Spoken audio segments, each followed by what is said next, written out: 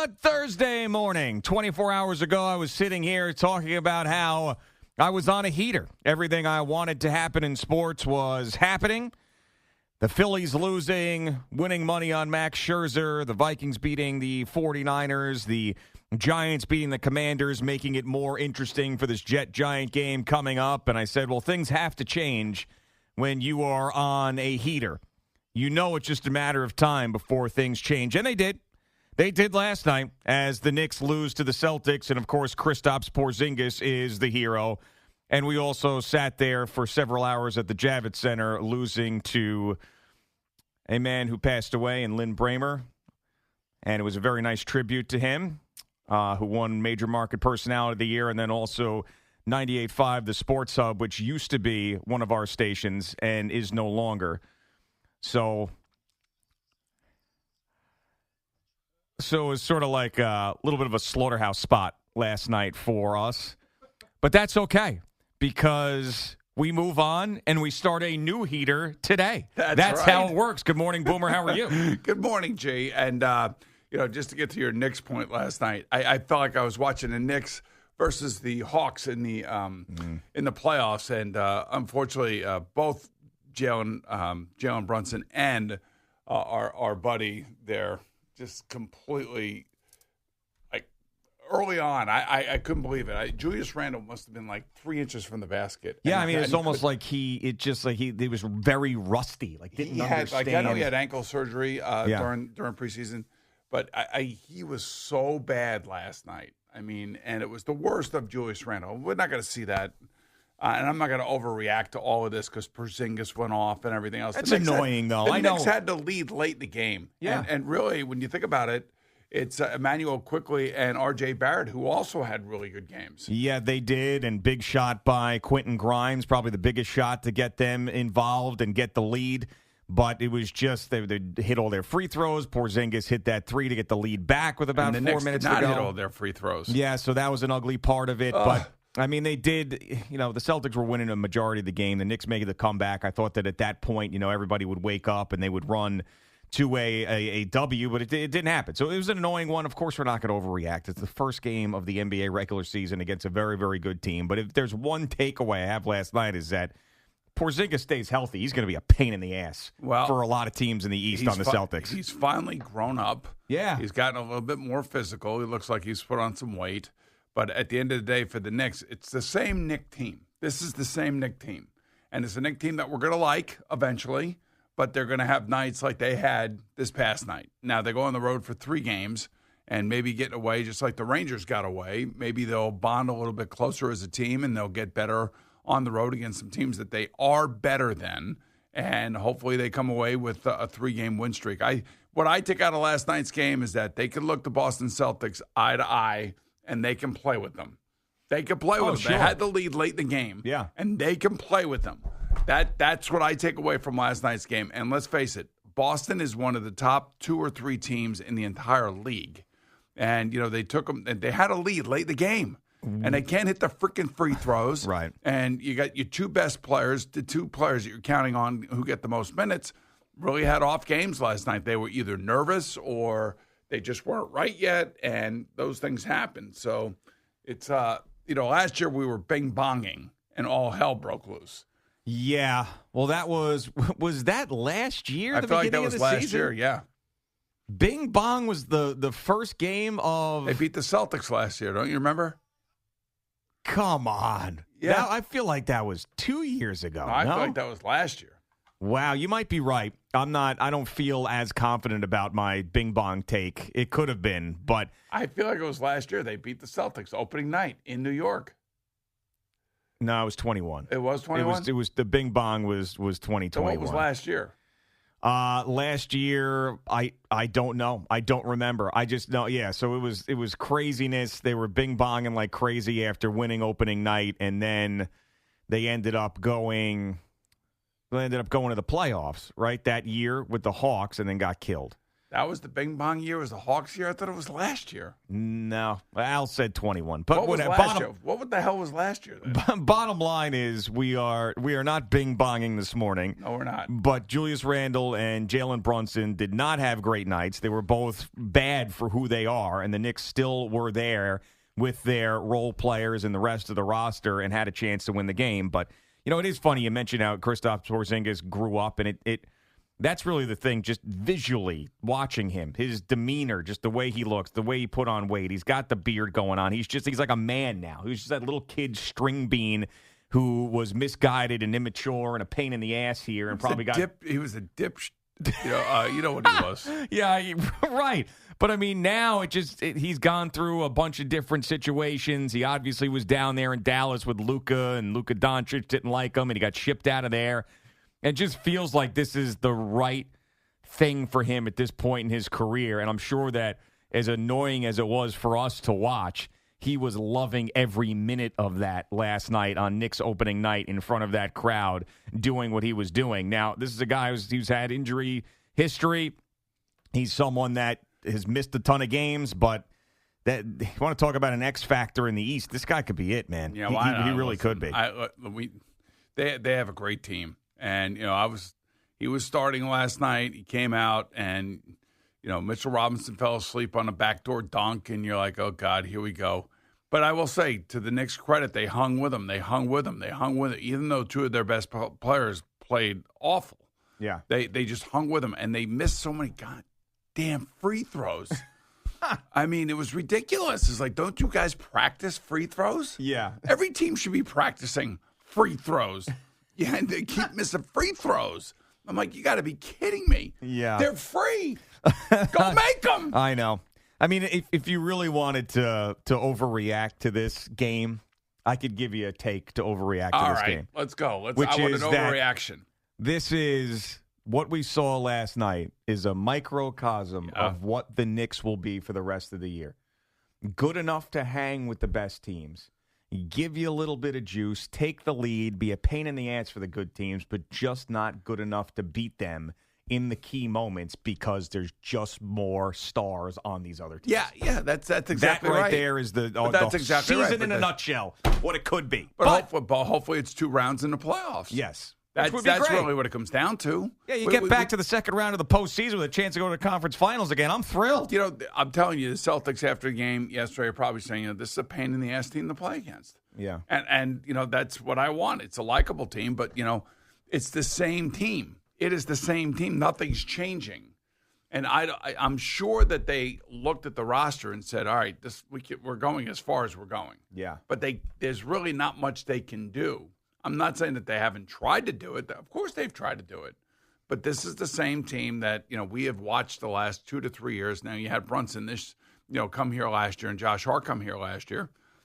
And it's going to be the same thing all over again. Maybe they get the 47, 48 wins, 45 wins, something like that.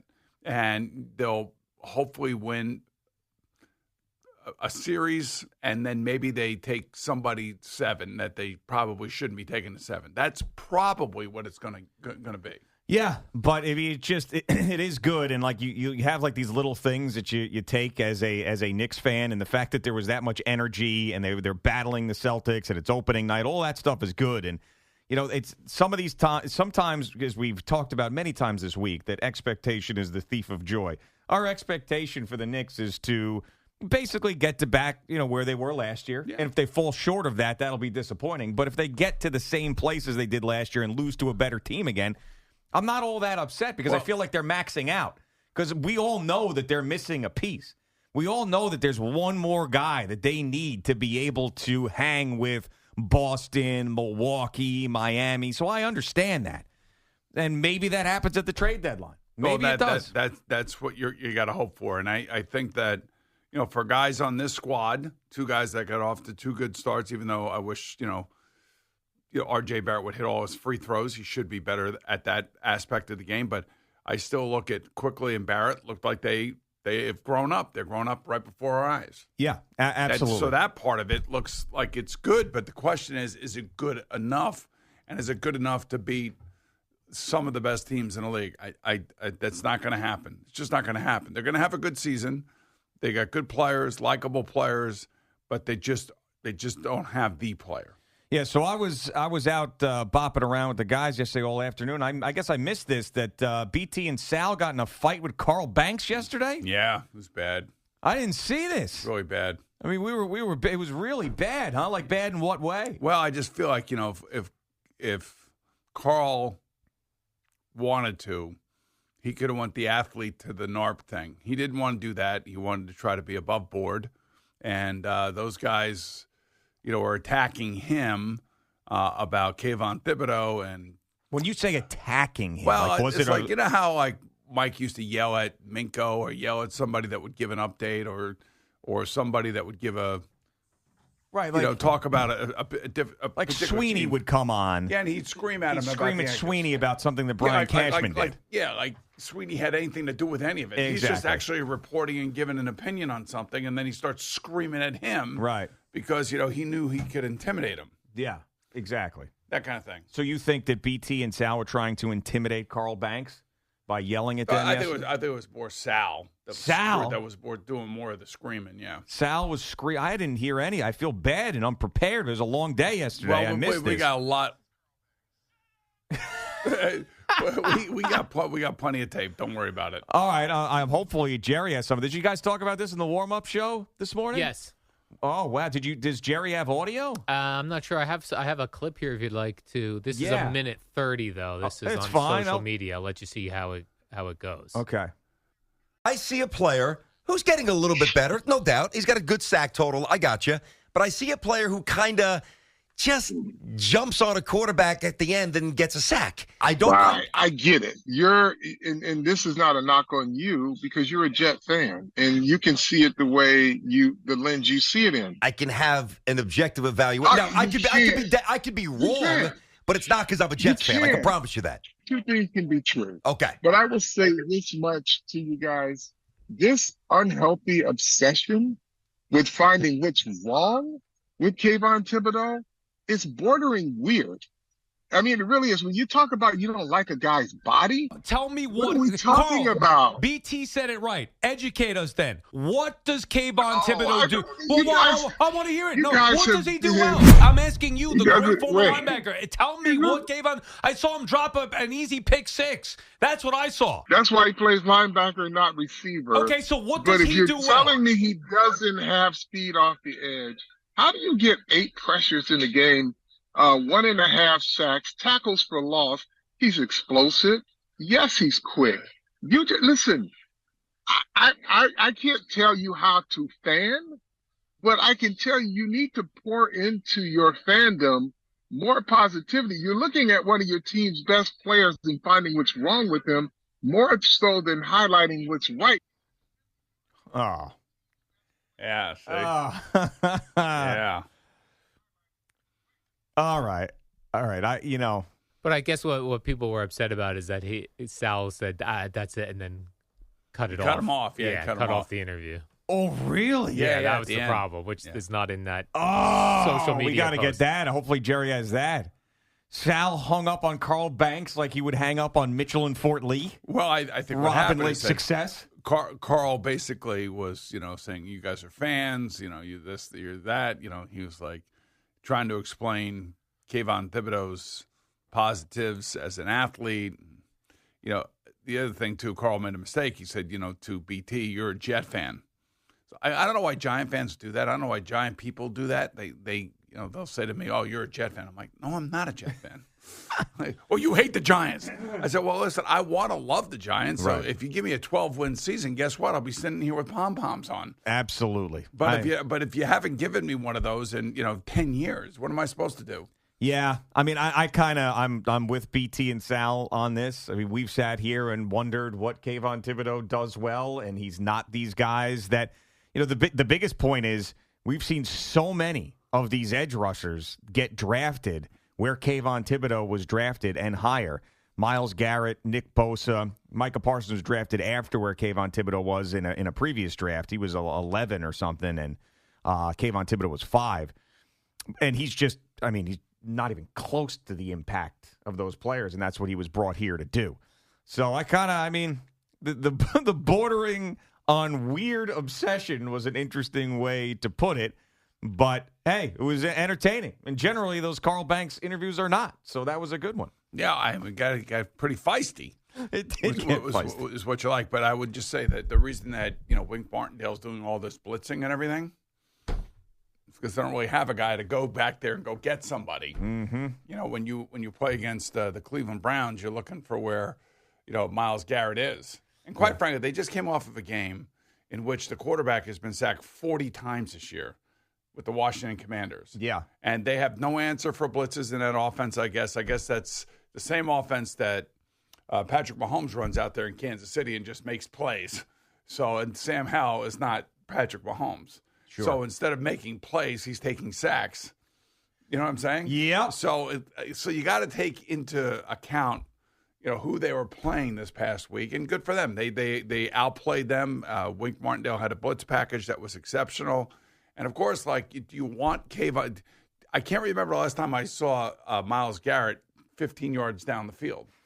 Well, that's a big point that I brought up a couple weeks ago, is if Kayvon Thibodeau was that dangerous off the edge, Wink Martindale wouldn't be sending him back into coverage 15 times a game. And you wouldn't have to go through all the different gyrations that they go through with their defense to create pressure and to create confusion for young quarterbacks, which I think is what they're going to try to do this week against Zach Wilson. At least that's what I would do. Yeah, absolutely. Because that kid has not shown me that he can handle pressure. Al was able to dig up that interaction at the end where Sal apparently swatted away Carl Banks at the end of this interview. So let's hear that. Average last year. I'm just telling you guys, it is unhealthy. Okay. It's not unhealthy. It's unhealthy to your fandom. I'm just giving my opinion. It's not. My opinion is that he's unhealthy to your fandom, man. It is really unhealthy to your fandom. Like, if it's not your job to find out what the kid does right, then it should not be your job to call him a bust. How about this? Because if you're going to call it away, I've heard enough. I'm sorry. I've heard enough. I'm allowed to call him a bust. You're going to hear some more. It's your show, but you're going to hear some more. I can't take it anymore. But pull him now. Seriously, we got to have a voice here. And I appreciate the time, Carl. Thank you. Here's the thing. Carl's supposed to be on the air and educate us. I don't want to hear that we can't give our opinion on what I'm seeing. Tell me why what I'm seeing is wrong. Yeah. He has not made his impact felt. That is my opinion on it. I feel it when I watch Micah Parsons, who was a top pick. I don't feel it when I watch Kayvon Thibodeau. You want to explain it to me? You want to educate us? Do it. How about this? Take us to Giants Stadium, have us sit through a film session, and point out on film, not on Sunday when I got all the other games on, watching the Giants, of course, but you're watching him and you're waiting for him to make his impact felt. I'm not watching the all 22 film of what Thibodeau's doing. I don't understand the defensive schemes. Carl does. The Giants do. Explain to us, and then let us see the impact that Kayvon Thibodeau is having. I don't judge Micah Parsons on that level. I'm not judging Lawrence on that level or Leonard Williams or Deontay Banks, but I could feel their presence. How come I can't feel Kayvon Thibodeau? Oh, boy. Do you was that disrespect in your eyes? I think Carl was trying to lecture those guys, and those guys have their show. He feeds his family by having that show, Sal and BT. Yeah. They could run the show. They should have opinions. That's what they get paid to do. I've been in this business long enough to know that they have to cut through somehow. Yeah. Now, I would like to think that you're going to be kind to each other on the air, even though you have a difference of opinion. It sounded like Carl was trying to lecture them, and those guys were getting ticked off at it. That's basically what it came down to. Yeah. I don't see it. I think both sides had a little bit of disrespect going because of the disagreement. But I don't blame BT and Sal for going after Carl there. I didn't feel like it was over the top. But I think Carl came in and said, look at his numbers versus the Washington Commanders. Don't sit here and tell me that those numbers aren't real. They are. And that's basically, I think, what the crux of the argument was. We're all arguing over Kayvon Thibodeau and whether or not he and his brand are going to work here.